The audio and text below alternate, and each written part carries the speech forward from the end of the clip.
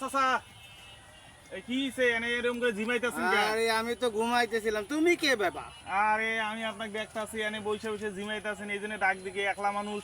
আরে আমার বাড়ি ওইদিকে, ও, আমি থাকি এইদিকে। তোমার শাশি আমার এনে বসায় তুই কই যে গেল?